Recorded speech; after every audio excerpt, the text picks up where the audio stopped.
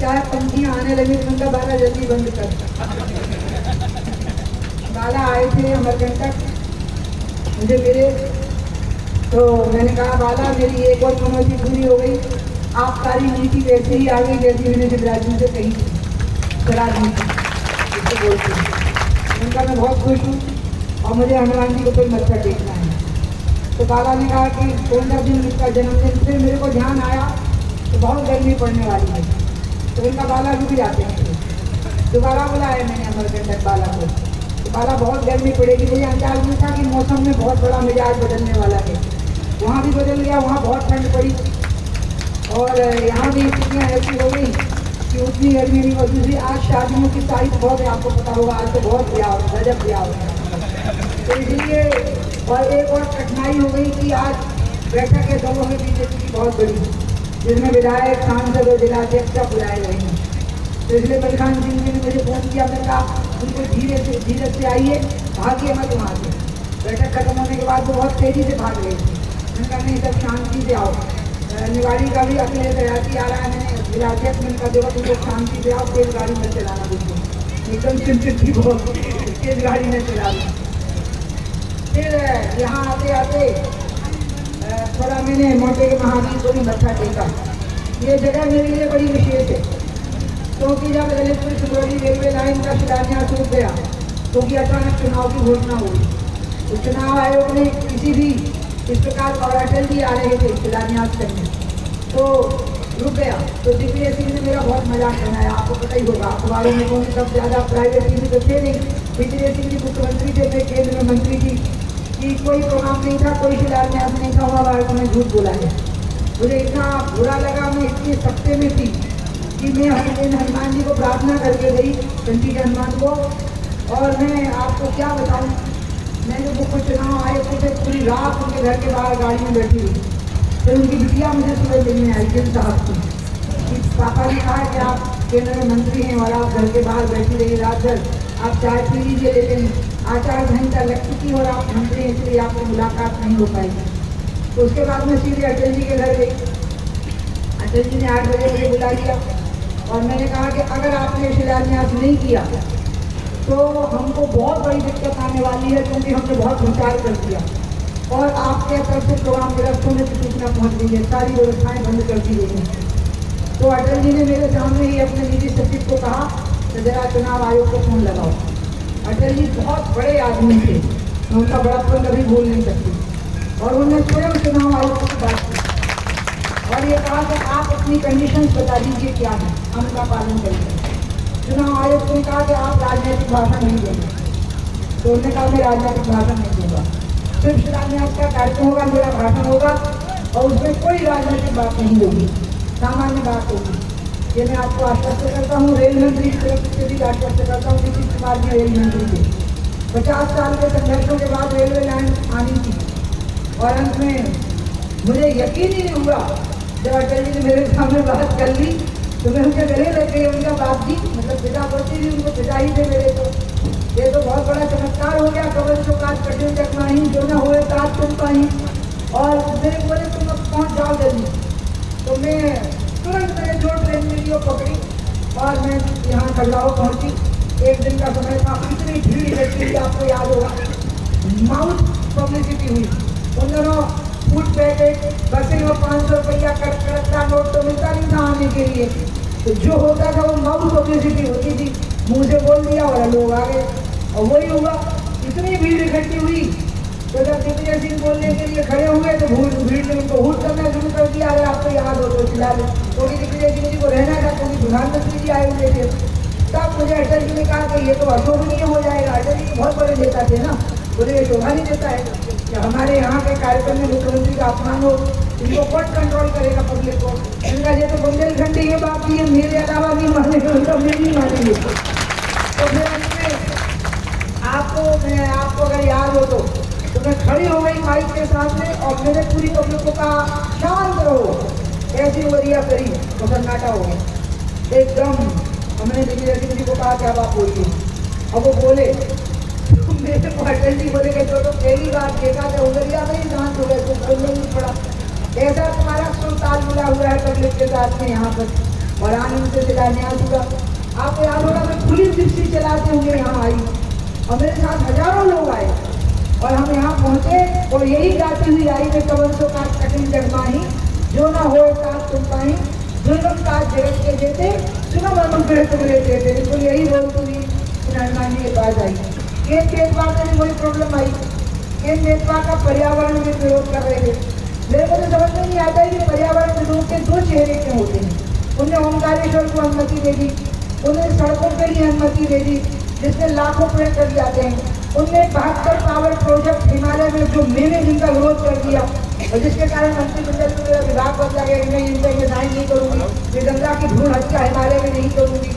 और अंत में परिणाम ये हुआ कि मेरे को आज तक समझ में नहीं आया कि वो क्यों हुआ कि हमारे यहाँ की 6-7 गीतों के पीछे केंद्र पर रोक दी गई। ये मैंने कहा मैं मानती हूँ कि ये गीत बहुत विशेष प्रजाति के हैं, दुनिया में कहीं नहीं है, लेकिन ये गीत खत्म क्यों हुए हैं?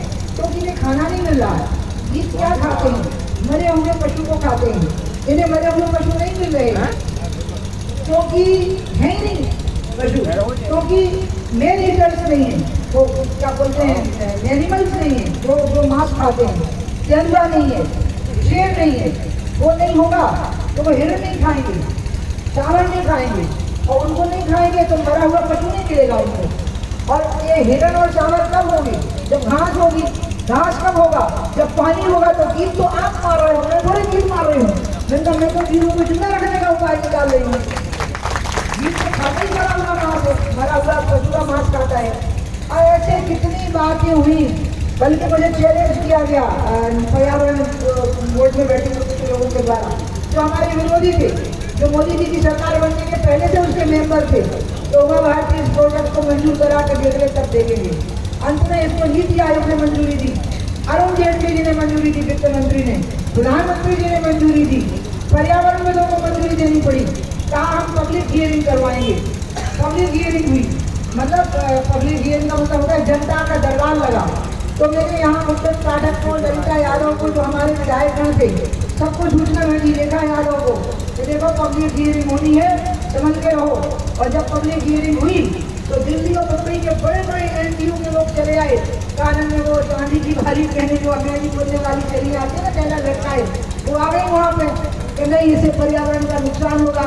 तो लोगों ने कहा कि दोनों रह के देखो तब समझ में आएगा कि हम कैसे जी रहे हैं यहाँ पे, हम इसको छोड़ना चाहते हैं, हमारा बिल्कुल विरोध नहीं है।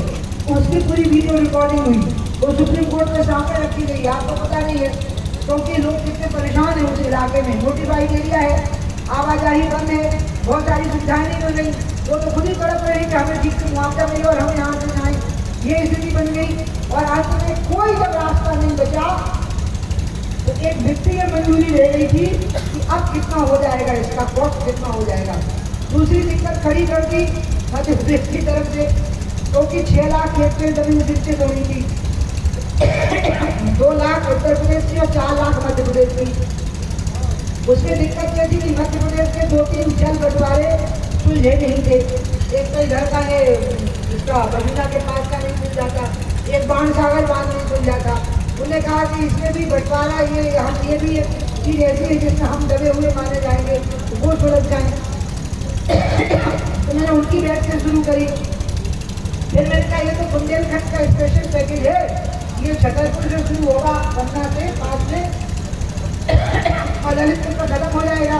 तो यहाँ से बीना कॉम्प्लेक्स की बात आ गई। बीना कॉम्प्लेक्स बुंदेलखंड में आता नहीं था, उसकी पर्यावरण की क्लियरेंस नहीं थी, जबकि इसकी पर्यावरण की क्लियरेंस में अंत में ले चुकी थी, सारे तरीके का जवाब दे चुकी थी कोर्ट में। और परिणाम में निकला कि प्रधानमंत्री बिल्कुल तड़प रहे थे। मतलब मुझे प्रधानमंत्री जी ने खुद कहा उत्तर प्रदेश का चुनाव खत्म होते ही, तो उमा मेरी बहुत इच्छा है कि मैं बुंदेलखंड को केंद्र का उपहार दे दूँ, ये मेरी इच्छा है। मैंने कहा भैया सब समाधान हो गए हैं, खाली ये 2 राज्यों की बैठक बाकी रह गई। 3-3 बार तो MOU साइन हो गए हैं, एक बार मेरे समय तो हो गया। और ये जो कोई दावा कर रहे हैं ना कि हम लाए, इसकी तो शुरुआत ही दूसरी है। जब यहाँ पर हमारे कांग्रेस के विधायक हुआ करते थे, बहुउद्देशीय केंद्र परियोजना की बात कर रहे थे, तो जब मैं सांसद बनी तो मैंने उस बहुउद्देशीय केंद्र परियोजना को लिफ्ट किया, उठाया उस बात को, लेकिन मुझे लगा वो मुश्किल है। अचानक सुरेश प्रभु की कमेटी बनी अध्यक्षता में, सभी नदियों को जोड़ने के बारे में। तो मेरे सपने पहला मुख्यमंत्री थी, मुझे मुख्यमंत्री होते हुए 1.5 महीना हुआ था और मैंने उनको बुला दिया और मैंने कहा हमारे मध्य प्रदेश की नदियों को आप जोड़िए, राजस्थान से जोड़िए, महाराष्ट्र से जोड़िए और उत्तर प्रदेश से जोड़िए। तो मुझे कहा गया कि केंद्र बेतवा इसके लिए तैयार है, हो सकता है। तब मैंने मुलायम सिंह जी से बात की, उधर मुलायम सिंह जी मुख्यमंत्री थे तो उनका जैसा स्वभाव था उन्होंने वही किया, तुम जो कहोगे हम करते जाएंगे, हम तैयार है, आपको बता दो क्या करेंगे। हम ठीक हम आपको बताते जाएंगे भाई साहब। इतने में मैं छोड़ के चली गई तो गौर जी और मुलायम सिंह जी के बीच में MOU साइन हो गया और उसके बाद में फिर वो हम लोग हार गए चुनाव, अटल जी प्रधानमंत्री नहीं रहे। तो 300 लिंक जो पूरे भारत के लिंक थे और आपको बताऊं 35 मिलियन हेक्टेयर जमीन सिंचित होने वाली थी और उसके कारण 97% भारत की कृषि भूमि सिंचित होने वाली थी और 34,000 मेगावाट पावर जनरेशन होने वाला था। भारत की GDP दुनिया की सबसे बड़ी GDP होने वाली थी, उसको रोक दिया मनमोहन सिंह जी की सरकार ने और वो धूल खाती रही 2014 तक वो योजना। भगवान की दया देखिए कि फिर मैं उस विभाग की मंत्री बन गई, मोदी जी ने मुझे विभाग दे दिया और मैंने वो फाइलें पूरी निकाली। तो सुप्रीम कोर्ट का ऑर्डर था कि सबसे पहले केंद्र बेतवा को पूरा करके देखो, एक मॉडल लिस्ट बनेगा, फिर बाकी का देखो। लेकिन मैंने केंद्र बेतवा को आगे करके 300 लिंक पर काम चालू किए। अब मैं आपको क्या बताऊं, मेरे को रात दिन की खबर नहीं रहती थी। एक तरफ गंगा की योजना, एक तरफ और हर चीज नई थी, पुराना तो कुछ था ही नहीं। एक तरफ केंद्र से क्या बोलते रिवर लिंकिंग की योजना, सब तैयारियां की और अब मैं इंतजार कर रही हूँ।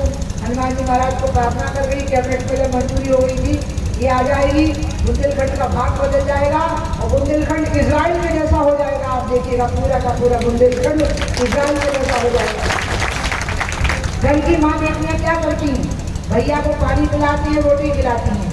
तो पानी आएगा तो रोटी भी खाओगे और पानी भी पियोगे और रोजगार भी मिलेंगे और रेलवे लाइन भी आ गई, एक साथ दोनों चीजें आ गई। बस गड़बड़ क्या होती है वो मैं आपको बता दूँ। शिलान्यास मैं करती हूँ, उद्घाटन कोई और करता है, क्योंकि शिलान्यास और उद्घाटन के बीच में कुछ ना कुछ ऐसा हो गया होता है कि उद्घाटन में कोई मेरा नाम ही नहीं लेता। जैसे ललित रेलवे लाइन का उद्घाटन हुआ तो कांग्रेसी मेरा नाम क्यों लेते और बीजेपी वाले क्यों लेते, क्योंकि वो बीजेपी में थी नहीं उस समय पर। तो दोनों ने ही भुला दिया, लेकिन लोगों ने नहीं भुलाया, ये मैं आपको कहना चाहती हूँ। लोगों को याद है का भी मैं कह रही थी ना, मजाक में कह रही थी कि न्योता मिलेगा इसको कि आप भी आइए। लेकिन मैं तो जैसे राम जन्मभूमि का हुआ, अरे बाबा हम अयोध्या तक पहुंचे थे जब मुलायम सिंह की गोलियों की बौछार थी। निमंत्रण कार्ड की किसको दरकार थी, निमंत्रण कार्ड की किसको दरकार थी। तो इसलिए मैं तो इन सब चीज़ों का सोचती नहीं, मैं तो इसलिए खुश हो जाती हूँ कि अरे मेरा जीवन धन्य हो गया। अब ये काम आ गया, ये जिसकी वजह से आज मैं यहाँ आई, वो आ गया शराब नीति का। मैं जहाँ देखूँ वहाँ शराब, के पी रहे आदमी बैठ के। अरे मुझे लगा मध्य प्रदेश को तो हमने दूध की धारा और जल की धारा का वचन दिया था, यहाँ तो शराब की धारा बह रही है। तब बस हो गया मेरे दिमाग में भितूर शामिल हो गया और मैं तो पड़ गई पीछे। और अब तो वो स्थिति बनी कि मैं आपको बताना नहीं चाहती बताते। लेकिन 21 जनवरी को जब मैं शिवराज जी को मिली, मैंने ट्वीट किया निकलते ही कि मेरी उनकी बात हो गई और अब सब शुक्र मनाइए कि ठीक रहे। लोग एकदम डर गए कि अब गड़बड़ होने वाली है, इनका कभी ठिकाना नहीं है, ये फिर निकालती जाएंगी, इसलिए इनसे दूर रहो, नहीं तो हम गेहूं में घुल की तरह से हम सब फिर जाएंगे। तो हमसे 21 जनवरी से लेकर के 19 फरवरी तक वो हालत हो गई कि लोग मुझे देखो भग जाए, उन्हें लगे कि भूत आ गया है सामने। जितने भाजपा में चले जाने देता थे सबको मैं भूत नहीं लगने लगी थी बिल्कुल। और 19 फरवरी को शिवराज जी ने वही किया जो उसने मुझे 21 जनवरी को कहा। जब मैंने कहा मैं आपको परामर्श लिखित में भेज चुकी हूँ, अब आपसे दे रही हूँ, आप इनको लागू करिए। तो मुझे वो कहने लगे कि दीदी कभी ऐसा हो सकता है कि मैं आपकी बात को नज़रअंदाज करूँ। तो मैंने सोचा इसका तो कोई मतलब नहीं समझ में आएगा मुझे। तो मैं सोचती रही इसका मतलब क्या होगा। इसी बीच में मेरे वो मधुशाला में गौशाला शुरू कर दी, वो आपको पता होगा, वो जब शुरू हो गया। और अंत में जब स्थिति बनी 19 फरवरी को 8 बजे जो आबकारी नीति आई और उसका ड्राफ्ट जब मेरे को व्हाट्सअप हुआ तो 2 दिन तक तो मैं शिवराज जी को फोन नहीं कर सकी। मैं इतनी उनके प्रति संतुष्ट थी, उनसे उनके इस फैसले से मुझे इतना आनंद था कि लोग मुझे कहें आप फोन क्यों नहीं कर रहे, उनको धन्यवाद क्यों नहीं दे रही। मैं कहूँ बोलते ही बन रहा है मेरे से, क्या बोलूँ। मैंने जो मांगा वो सब हो गया, बल्कि उससे ज्यादा ही हो गया कि जो दुकान मंदिर से भी दूर है, शिक्षालय से भी दूर है, किसी भी धार्मिक स्थान से दूर है, 2 किलोमीटर भी है, लेकिन अगर जनता का विरोध है तो बंद करनी पड़ेगी, चाहे वो किसी भी स्थान से दूर हो। यहाँ तक तो आपने हमारी बात को पूरा किया वो मुख्यमंत्री। फिर अंत में कोई आ गया मेरे घर, तो समझिए कि मैं घेर रही हूँ, घेर का मतलब छोटी बहन समझ नहीं ना, अभी कहूँ क्या मैं उसको। तो फिर मैंने कहा भैया मैं आपका अभिनंदन करूँगी, और फिर उनका अभिनंदन फूल भर जाए, उन्हें अंदाज नहीं था कि क्या कम से कम 1 क्विंटल फूल उन पर गिरने वाले हैं, और फूलियाँ बरसाएंगी, फूल नहीं, फूल जो चोट लग जाती है। अब लोग कह रहे हैं कि लोग पी रहे हैं, अब मैं आपको मंदिर में बता के आई हूँ वो है सच्चाई। सच्चाई है कि सरकार ने अपना काम पूरा कर दिया, मुख्यमंत्री ने अपना वायदा 100% नहीं 100% मतलब 100% पूरा किया है, मतलब 100 गुना पूरा किया है। मैंने 100 मांगा तो मैंने 100% पूरा किया है। आप ध्यान रखिएगा जो वायदा पूरा किया है। अब किसकी जिम्मेवारी है? पंच से लेके सरपंच से लेके जिला पंचायत से जनपद पंचायत में सब जगह लोग बैठेंगे नहीं है। नगर पालिका में पार्षद से लेकर नगर निगम, नगर पंचायत और नगर पालिका अध्यक्ष सब बैठेंगे नहीं। इनका काम नहीं है अभी शराब को देखना। क्या शिवरात्रि डंडा लेकर के खड़े होंगे? क्या पुलिस यही काम करती है कि अपराधियों को नहीं पकड़ेगी, FIR नहीं लिखेगी, दूसरे काम नहीं करेगी, वो हाईवे ढूंढती रहेगी कि अरे शराब की बोतल किसके हाथ में? ये काम है जनप्रतिनिधियों का, और जनप्रतिनिधियों जो उसकी भरमार है। पंचायती राज सिस्टम के जनप्रतिनिधि गिनके देखो, एक गांव में कितने पंच और सरपंच होते हैं, बोलो। जनपद पंचायत के गिनो, जिला पंचायत के गिनो, सही बात कह रही हूँ कि नहीं कह रही हूँ? नगर पंचायत के गिनो, नगर निगम के गिनो, नगर पालिका के गिनो, क्या इनका काम नहीं है ये खड़े हों? इसलिए अब अगर अवैध शराब की बिक्री होती है तो आप सूचना दीजिए ना पुलिस को, लेकिन सूचना देने का काम किसका है? क्या जनता सीधे टकराव करे? क्योंकि CM ने सीधा लिखा कि कलेक्टर तय करेगा, कलेक्टर खुद तय नहीं कर पाएगा, कलेक्टर हर शराब की बोतल नहीं ढूंढता फिरेगा। ये सांसद, विधायक, नगर पालिका अध्यक्ष, नगर पंचायत अध्यक्ष, जनपद अध्यक्ष, जिला पंचायत अध्यक्ष, ग्राम पंचायत का सरपंच, वहाँ का पंच और यहाँ के पार्षद, ये उनका धर्म बनता है कि वो जाएंगे कलेक्टर के पास में और सांसद विधायक के पास में कि आप अवैध शराब की बिक्री बंद करवाइए। तो वो ना बंद करे तो अलग बात है। क्या जनता का टकराव कराया जाएगा पुलिस या प्रशासन से? नहीं, सरकार ने अपना काम पूरा कर दिया। आज मैं अपील करूंगी कि जनप्रतिनिधि अपना धर्म निभाएं, अपने कर्तव्य का निर्वहन करें। ये उनका धर्म बनता है कि अब वो ये काम करें, क्योंकि कानून बनाना सरकार का काम होता है, एक्ट लाना सरकार का काम होता है, नीतिगत निर्णय करना कैबिनेट का काम होता है, लेकिन लागू करना जनप्रतिनिधियों का काम होता है। ये ठीक से नीचे लागू हो जाए और इसमें कोई कमी न रह जाए, इसकी मॉनिटरिंग की जो इसकी निगरानी करना ये जनप्रतिनिधि का काम होता है। तो ये भी हो गया। भगवान ने बताओ, मैं 62 साल की हो गई आज, सिगरेट में लगी। और नेता लोग को छुपाते हैं, बीमारी जो नहीं बताते कि हम बीमार। मैं बता रही, मेरे को 2 बार कोरोना हो गया, अच्छी कस के डायबिटीज है और कस के मेरे को BP है। मैं आपको बताऊं, कस के हैं दोनों, मतलब कसम नहीं छूटी बिल्कुल, क्योंकि मुझे दोनों बीमारियां थी, मैं दवाई नहीं खाती थी। तो पहले 6-7 महीने पता नहीं लगा, जब धीरे धीरे चल ही नहीं पाऊँ तो उस में जब चेकअप कराया तो भयंकर हो चुका था, पानी से गुजर चुका था। अब सब लोग लगे हैं ठीक करने में, सेटल करने में। तो थोड़ा बस वही गड़बड़ हो जाती है, बहुत गर्मी हो तो बेहाल हो जाऊँगी, बहुत ठंड हो तो बेहाल हो जाऊँगी, और प्रसन्न रहती हूँ लेकिन अंदर से बहुत खुश रहती हूँ। इसलिए खुश रहती हूँ कि भगवान ने जो काम दिए, तिरंगा फहराने का काम दिया हुगली में, आज कर्नाटक में तिवारा सरकार बनाने की कोशिश आई है, उस तिरंगा आंदोलन के कारण आई है। इसी प्रकार से असम में घुसपैठ के खिलाफ खड़ा हो जाना, घुसपैठियों के खिलाफ जान की बाजी लगा के खड़ा हो जाना, विद्यार्थी परिषद के बाद युवा मोर्चा के अध्यक्ष की हैसियत से हमने वो आंदोलन किया था। यहाँ मध्य प्रदेश में जब दिग्विजय सिंह मुख्यमंत्री थे तो दूसरी पार्टियों के नेताओं के साथ भाजपा के कई नेता उनके पाँव पड़ते थे। अब मैं नाम नहीं लूंगी कि वो कौन से इतने बड़े नेता थे कि वो बड़ा तालाब ढूंढते फिरेंगे डूबने के लिए, पाँव पड़ते थे ऐसे, उनको फोटो छपते थे इंडिया टुडे में और अन्य पत्रिकाओं में पाँव पड़ते हुए। उस मुख्यमंत्री को हराने के लिए जब मुझे भेजा गया तो मजाक बनाते थे नेता मेरा कि आपको लगता है आप जीत पाएंगी? तो मैं कहती थी हार में जीतने का काम मेरा है नहीं, जनता का काम है। हनुमान जी की सेना है, अरे वो क्या बेचारे का उसका तो बैठ पे जाओ तो खुद ही कहते हैं कि मैं कहीं भी जाता हूँ तो वोट कम हो जाते हैं, बोलते हैं कि मेरी शक्ल देख के ही वोट कम हो जाते हैं, तो इसलिए तो उस बेचारे का क्या बोलना अब। और बड़े भाई ऐसे हैं मेरे, अब हो गया ना बेचारों का, तो इसलिए परिपूर्ण हो गया जीवन का। तो परिपूर्ण मतलब ठीक है अपनी जिंदगी करो, बढ़िया है, उनके बारे में ज़्यादा बोलती नहीं, मैं तो जरूरी बात से बोल रही हूँ।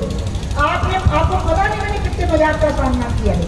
हमारे पास साधन नहीं थे, गाड़ियों में डीजल डलवाने के लिए पैसे नहीं थे, ये फूड पैकेट बस 500 रुपया का कड़कदार नोट देके 1-1 लाख लोग बुला लेना, ये व्यवस्था तो हम सोच भी नहीं सकते थे। आपको बताओ हमारे पास तो व्यवस्था देती कि खाना भी खिलाओ, कार्यकर्ता के घर में रोको, और एक बस मुझे दे दी गई थी प्रकाश सिंह बादल जी के द्वारा, जिसमें एक लिफ्ट लगी थी, घुर घुर घुर जो ऊपर से निकल आती थी, लोग रोमांचित हो जाते थे, फिर ऊपर निकलना अचानक बाहर लोग खुश हो जाते थे, इतना ही था। और इतने रोड खराब, बाप रे, और दिग्विजय सिंह बनते थे, मैं कितना स्मार्ट इंजीनियर राजघराने का, ये कहाँ की मोड़ी बुंदेलखंड की गाँव की बहुत साधारण मेरे, क्या हमारा मुकाबला करेगी। फिर मेरे से बातें करते थे, फिर टीवी पे डिबेट होती थी हम लोगों की, और टीवी वाले भी उन्हीं का साथ देते थे, लेकिन मैं बिल्कुल बात को पकड़े हुए थी कि अपन जैसे भी हों। लेकिन एक बात मुझे याद थी कि जब राम ने लंका पे हमला बोला था तो राम के साथ न मिथिला की सेना थी न अयोध्या की सेना थी, उनके साथ वानर और भालुओं की सेना थी। और हमने परिणाम जो आया वो आज तक नहीं आया मध्य प्रदेश में, कहीं नहीं आया। भाजपा को तो कहीं वो परिणाम नहीं मिला राज्य में, किसी भी राज्य में। वो था 232 सीटों में से 173 सीटें जीती हमने, आपको अगर याद हो तो 2003 में। मतलब मेरे को आनंद द्विवेदी मैंने कहा तो बहुत हो गई, जब जैसे हम 160 तक पहुँचे, बोले अभी रुको जरा, दो खाओ, सीटों की कमी नहीं रहेगी। अच्छी सरकार बनी, हम छोड़ के चले गए, कोई दिक्कत नहीं, तिरंगे पे छोड़ के गए। शिवराज जी ने बड़ी गमगोरी दिखाई, शांति से सरकार चलाई, धैर्य दिखाया पूरा, और अंत में उन्होंने एक आखिरी में मेरी एक ऐसी बात मान ली कि मैं उनसे भारी वजह में रहती हूँ, मुझे कोई शिकायत नहीं रहती है, सब कुछ अच्छा हो गया। तो ऐसे कितने काम है जो हो गए, लेकिन कुछ हालात ऐसे बन गए कि मेरा फोटो भी नहीं लगता है। शायद यहाँ जगदलपुर कार्यालय में क्यों नहीं घासीराम पटेल मेरा फोटो अभी तक लगवाया है कि नहीं है? 4 बार सांसद रही हूँ यहाँ से। हाँ, 77-80 के चुनाव में निवालकर साहब को लोकसभा में 25,000 वोट मिले थे, और यहाँ से जब मैंने रिकॉर्ड मतों से जीत दर्ज की थी 2 लाख से, वो उस समय का 40 साल का रिकॉर्ड था, मध्य प्रदेश का वो 40 साल का रिकॉर्ड था। और यहाँ से गाय भी कर दिया, अब गाय करने वाले भी गाय हो जाएंगे, अब देखिए गाय भी बनती है आपका क्या होता है। अरे कोई अपने सांसद के फोटो में लगा रहे, नाम को साथ उठाने की कोशिश कर रहे हो, तुम लोगों को ये याद नहीं रहता है कि यहाँ जहाँ 27,000 वोट मिले हो सिर्फ लोकसभा के चुनाव में, वहाँ पर एक व्यक्ति 2 लाख वोटों से चुनाव जीत के दिखा दे और भूल जाए बिल्कुल गरीब लोगों के लिए, ऐसी स्थिति बन गई। मैंने आपको कहा ना ललित कोई नाम का ले लो मेरा, ऐसी कितनी स्थितियाँ बनी है। सारी का स्पोर्ट्स अथॉरिटी इंडिया का सेंटर जो लखनऊ जा रहा था, वो अटल जी से बात करके तो भोपाल ले आए, और अटल जी का बड़प्पन इतना, मैं अटल जी को तो कभी भूल नहीं सकती। जैसे हिमालय धीरे धीरे जमा है ना, लाखों साल में बना है, अटल जी लाखों साल में बने हुए हिमालय थे, साधारण व्यक्ति नहीं थे, उनमें सुगंध और मिठास दोनों थे। और इसलिए जब मैंने उनको कहा बाप जी आप बताओ भारत का सेंटर क्या है, बोले मध्य प्रदेश। तो मैंने कहा लखनऊ में होगा रीजनल सेंटर चाहिए कि भोपाल में होगा, बोले भोपाल में ले जाओ, क्या प्रॉब्लम है। मैंने कहा अधिकारी चल रहे हैं कि लखनऊ आपका संसदीय क्षेत्र है। अरे बोले नहीं कोई फर्क नहीं पड़ता, तुम ऐसा करो भोपाल में शाही सेंटर खोल दो और सब सेंटर को लखनऊ में खोल दो। इतना उनका बड़ा दिल रहता था। इंदिरा सागर बांध जब आया है सबने विरोध किया, हमारे भाजपा के लोगों ने, नेताओं ने दिल्ली में, कि ये बांध अगर आ गया तो दिग्विजय सिंह को क्रेडिट मिलेगा। और अंदर राजन कुमार ऊर्जा मंत्री थे, वो कांग्रेस से आए थे, उनकी दिग्विजय सिंह से दोस्ती थी, तो सबने कहा ये दोस्ती का फल दे रहे हैं इनको, और इसलिए ये 1500 मेगावाट जनरेट करने वाला और लाखों एकड़ जमीन सिंचित करने वाला ये बांध आ रहा है, तो इसको स्क्रैप करना है। तब तक सुरेश प्रभु के पास आ गया, रंगराजन जी की मृत्यु हो गई, सुरेश प्रभु के पास विभाग आ गया। सुरेश प्रभु ने हमको भी फोन किया, हम कैबिनेट मिनिस्टर थे, अब हमारे कपड़े देखते थोड़ा लगता कि हम 11 साल कैबिनेट मिनिस्टर ले रहे हैं, लोग तो हमको देखते होंगे कि भिखारी जा रहा है। तो अब यहाँ देखो ना, एक से कपड़े पहने जाने के लगते हैं सब कैबिनेट मिनिस्टर पूरे जितने बैठे हैं, हम तो ऐसे ही लगते हैं। तो अब हमको फोन आया सुरेश प्रभु का, कल मैं ला रहा हूँ प्रोजेक्ट पे स्टेप करना है, एक वाले गिफ्ट ऑफ फ्रेंडशिप। अच्छा मैं इसको बहुत सोचती रही कि ये अगर हो गया तो 1500 मेगावाट से मध्य प्रदेश वंचित हो जाएगा। पूरा मालवा जो हरा भरा आज दिखाई दे रहा है ये वंचित हो जाएगा। तो मुझे अपने प्रधानमंत्री के बड़प्पन का पता था, तो मैंने फोन किया दिग्विजय सिंह जी को, क्या आप अपना एक लोकल सेक्रेटरी भेज सकते हैं जो मुझे एक्सप्लेन करे कि इस प्रोजेक्ट के क्या लाभ होंगे। उनको विश्वास ही नहीं हुआ कि मैं उनका सहयोग करूंगी। तो मैंने कहा आप निश्चित रहिए, अगर ये प्रोजेक्ट जनहित में है तो मेरे प्रधानमंत्री का दिल बहुत बड़ा है, इस प्रोजेक्ट को मंजूरी मिलेगी।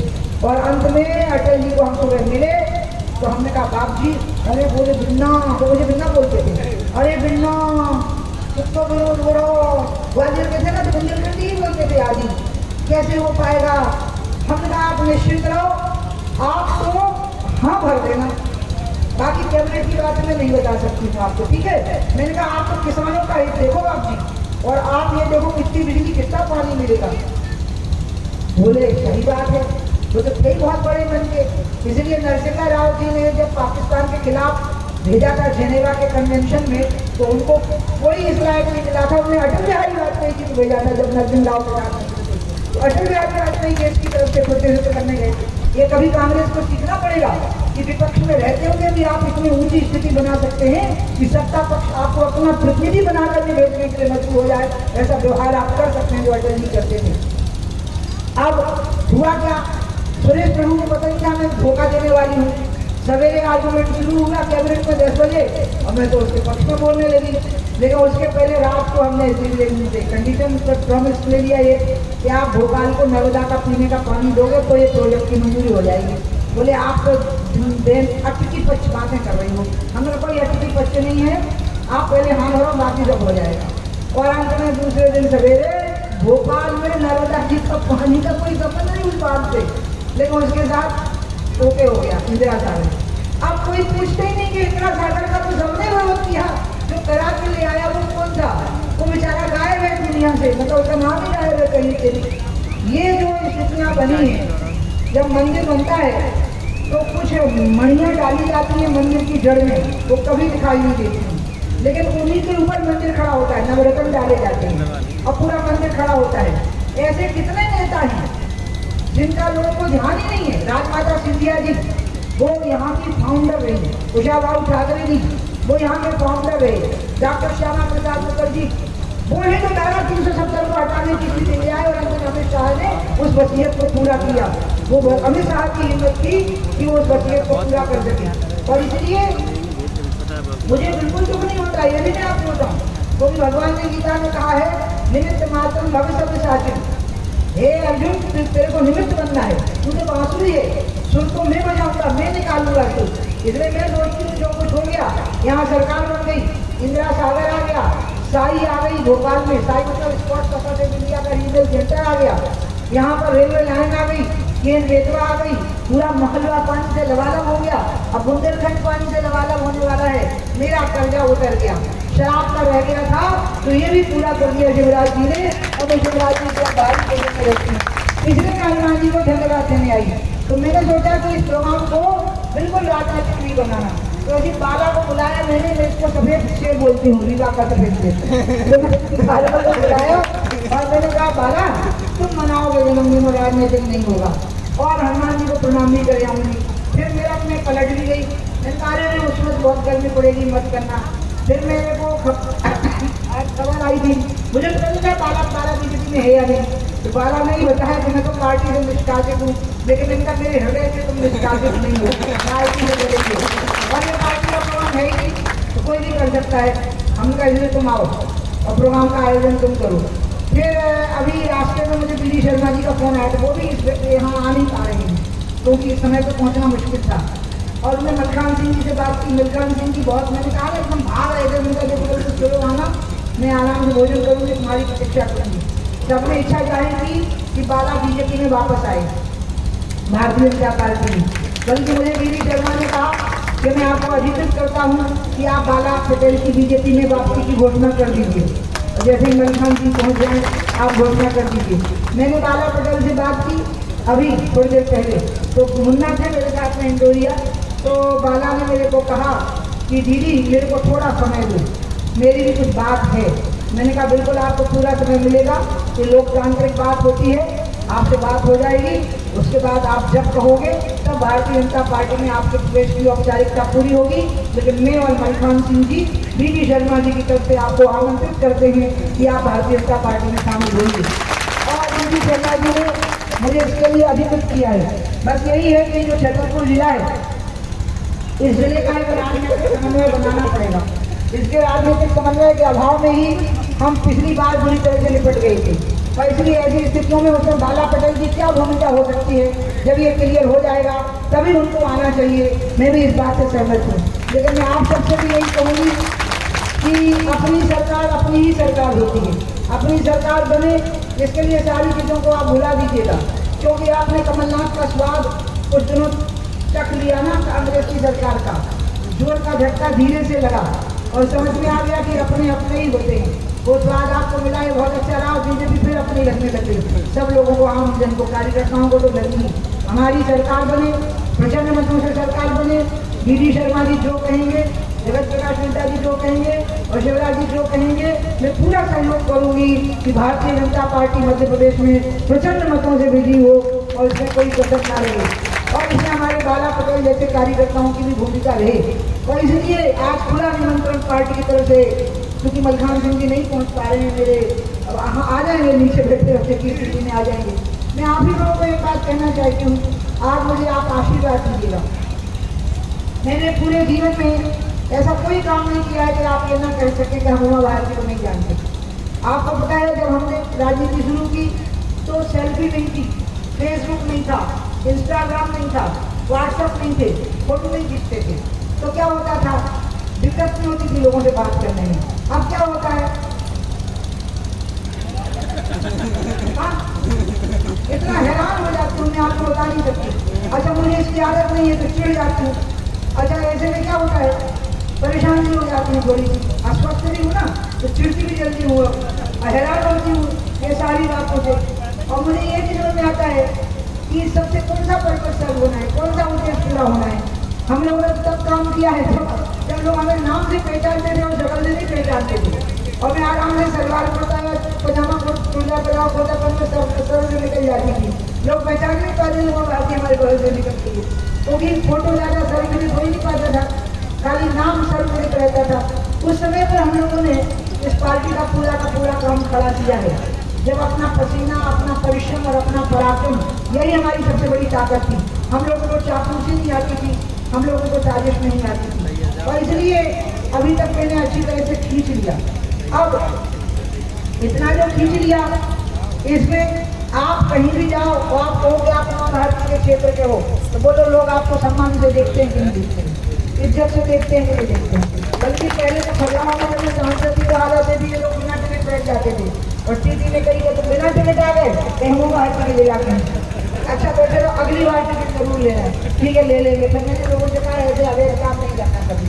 तो इसलिए एक बेटी का काम क्या होता है, पुत्र पवित्र किए तुम दो सुयश धवल जब चाह सकते हो, उसका काम होता है कि वो दोनों कुलों को पवित्र करे, यही उसका काम होता है।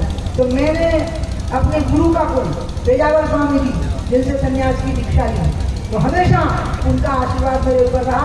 और अभी 96 वर्ष की आयु में उनका 2020 में निधन हो गया। इसी तरह से दूसरा कुल होता है पितृकुल, जो कि आप सभी लोग हो उस कुल में। मैंने आपको आपकी मूंछ नीची नहीं होने दी, आपको शर्मिंदा नहीं होने दिया।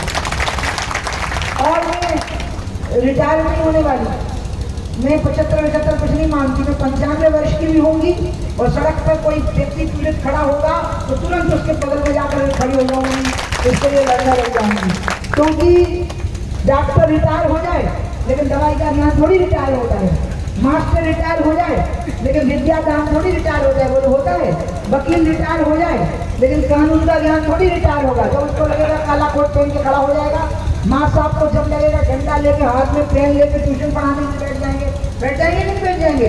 जब डॉक्टर को लगेगा आपकी नब्ज देखने में लग जाएगा, जिसके अंदर गुण है, योग्यता है, सामर्थ्य है, उसको मरते दम तक समाज की सेवा करनी चाहिए, गरीब लोगों की सेवा करनी चाहिए, अन्याय से पीड़ित लोगों की सेवा करनी चाहिए।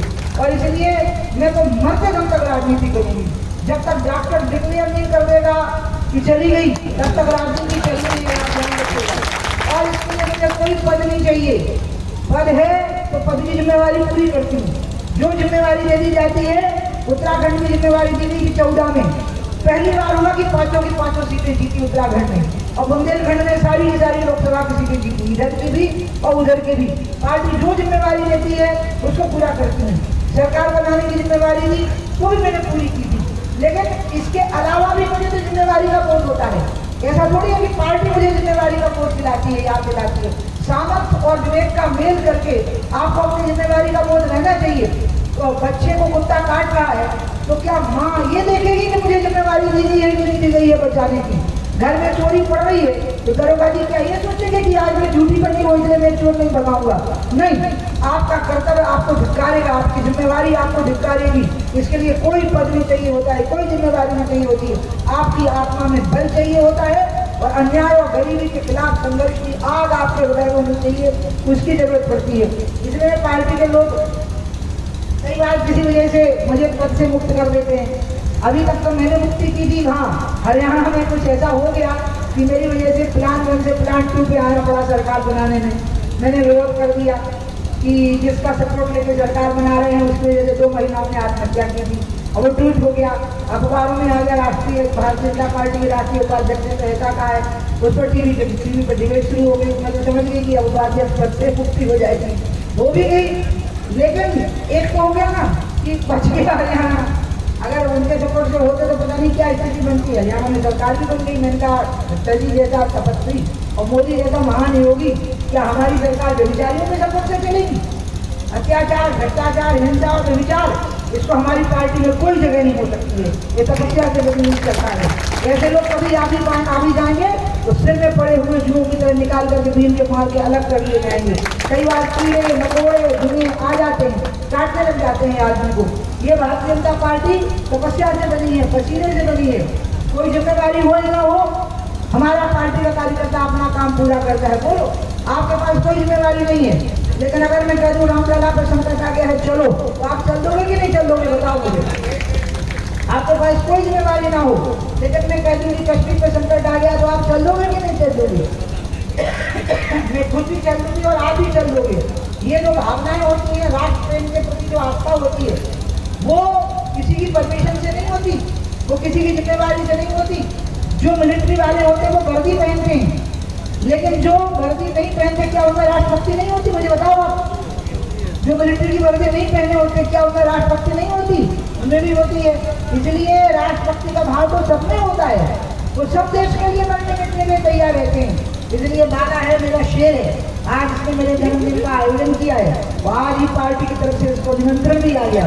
मुन्ना भैया ने भी बहुत समझाया इसको कि बाला तुम मेरे देश कीमती कार्यकर्ता हो। अब बाला है हमारा सफेद शेर है, तो हाँ व्हाइट टाइगर ऑफ रीवा। बाला तय करेगा, बताएगा हमको, तब हम मलखान सिंह जी इसकी प्रक्रिया पूरी करेंगे। उस समय तो बाकी के लोग भी यहाँ एक बार फिर से जहाँ बाला कहेगा वो बोलो, सही बात है कि नहीं? यहाँ पे समय इकट्ठे हो जाएंगे। आप सभी लोग पुराने समय की वापसी करो जाओ। इतना अच्छा आनंद आता था छतरपुर में है कि भैया जमाइला ने लेके आप टिका खुर्च गिराई हमें बहुत। चुनाव जीतने के समय पर चुनाव से पहले सब लोग मिल जाते हैं। आप आशीर्वाद दो। 62 साल की कोई उम्र होती है, 6 और 2 8 होते हैं। आप 8 साल का मानो, अभी 9 साल की मिली हुई हूँ, ये मान करके चलो। आप लोगों को मैं बस यही वचन देती हूँ कि जब तक जिंदा रहूंगी आपकी मूंछ नीची नहीं होने दूंगी। और इसलिए मुझे समझाया गया कि फोटो खींचने के लाने मना ना करनी करे, फेसबुक के लाने, फोटो के लाने। तो इतने में नीरव मोदी पकड़ा गया, नीरव मोदी और ललित मोदी, तो उनके साथ लेता हूँ कि फोटो छपे। अभी नेता कट कर रहे, हम नहीं जाने, धोखे में खिंच गो। तब मुझे समझ में आया कि भगवान ने कितनी बड़ी कृपा की है कि लोग मेरे साथ फोटो लपक रहे हैं, और इनके साथ फोटो खिंच गया तो कह रहे धोखे से खिंच गो। हम नहीं जाने नीरव मोदी को है, हम नहीं जाने ललित मोदी को है, हम नहीं पहचाने धोखे से कैसा फोटोग्राफर थे। तब मैंने कहा भगवान की कितनी बड़ी कृपा मेरे ऊपर है, और मैं भगवान की कृपा की कीमत नहीं करती हूँ कि लोग मेरे साथ फोटो खिंचवाने के लिए लपक रहे हैं, पुलिस के धक्के खा रहे हैं और मैं उनको भगा रही हूँ। ये ईश्वर का वरदान है और मैं वरदान का तिरस्कार कर रही हूँ, इसलिए मैं बहुत कमजोर हो गई हूँ। बस पाँव भर नहीं पड़ने देती हूँ, क्योंकि पाँव पढ़ने में मेरे को गुरु जी ने रोक लगा दी कि जो पाँव पढ़ेगा उसके पाँव पढ़ने पड़ेंगे। तो पढ़वाना है मुझसे। हाँ, तो अब अगर नहीं पढ़वाना है तो फिर समझ लो कि पाँव नहीं पढ़ना है। बस बाकी फोटो वोटो खिंचवा लेती हूँ। बहुत अच्छा लगा, आप लोग आ गए, यही ताकत है। इसी ताकत से अवतारी नीति आई है, ध्यान रखना। ये वो पैसन वाली भीड़ नहीं है। हाँ, क्या बात भीड़ नहीं है। एक घंटा नेता को भाषण सुनेंगे, बाद में बाजार करके आएंगे। ना ना, ये तो वो लोग हैं जो कुछ चले आ रहे हैं सुन के कि बहन को आज जन्मदिन है। ये ताकत बहुत बड़ी होती है। ये 1.25 लाख सुने तो गुरु गोविंद की नाम कहूँ। ये वो वाली भीड़ है जो 1.25 लाख के ऊपर भारी पड़ जाती है। इसलिए आपका आना मेरे लिए दुर्लभ है। आपके द्वारा मेरे जन्मदिन पर आशीर्वाद दिया जाना दुर्लभ है। और ये कंठी के हनुमान जी के द्वारा जो आशीर्वाद मुझे मिला ये दुर्लभ है। यहीं से मैं शिवराज जी को भी आशीर्वाद देती हूँ कि मेरे जन्मदिन के ठीक कुछ ही दिनों पहले उन्हें मुझे जिंदगी का सबसे सुंदर गिफ्ट उनकी तरफ से मुझे मिला, वो है मध्य प्रदेश की आबकारी नीति। बहुत बहुत शुभकामनाएं उनको भी देती हूँ, उनके लिए प्रार्थना करती हूँ हनुमान जी से। यहाँ हमारी सरकार बने फिर से तो अपन फिर एक बड़ा भंडारा यहाँ पर करेंगे, ठीक है। जब सरकार इन्हीं शब्दों के साथ मैं अपनी बात समाप्त करती हूँ। पता नहीं, मैं तो आज दिन खोल के ही बोली, मन से बोली, प्यार से बोली। मुझे तो कोई चीज़ों से डर लगता है। एक तो छिपकली, मुझे बहुत डर लगता है। मैं आपको सच्ची बताई, छिपकली देखी और मैं डरा जाती हूँ। दूसरा, थोड़ा बहुत हवाई जहाज की ऊंचाई पर झटका लगे तो डर लगता है।